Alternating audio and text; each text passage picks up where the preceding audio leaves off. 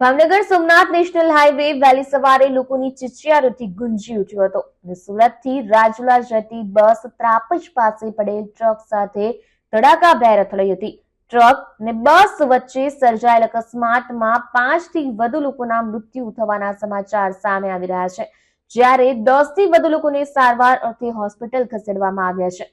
વહેલી સવારે Bhavnagar Somnath national highway પર અકસ્માત સર્જાતા હાઈવે પર ટ્રાફિક જામની સ્થિતિ સર્જાવા પામી હતી। પોલીસે ઘટના સ્થળે પહોંચી ટ્રાફિક ક્લિયર કરાવ્યો હતો તેમજ 108 મારફતે ઘાયલોને સારવાર અર્થે ખસેડવામાં આવ્યા હતા તેમજ મૃતદેહોને પીએમ અર્થે હોસ્પિટલ ખસેડવાની તજવીજ હાથ ધરી છે।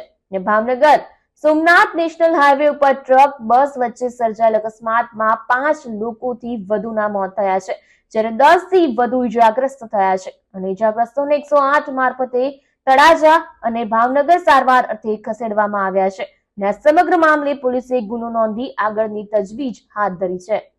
ભાવનગર જિલ્લામાં ત્રાપજ પાસે જે ઘટના બની છે ખૂબ દુઃખદ છે। 6 લોકોના મૃત્યુ થયા છે। એમના આત્માને શાંતિ આપે, પરિવાર સાથે મારી સંવેદનાઓ છે અને જે લોકોને વધારે ઈજા થઈ છે એમને તાત્કાલિક સારવાર મળે એ માટે ટીમને સજ્જ રહેવા માટે અહીંથી સૂચનાઓ આપી દેવામાં આવી છે। ભાવનગર શહેરની ટીમ, મેયર અને અમારા ધારાસભ્યો સ્થળ પાસે પહોંચી ગયા છે।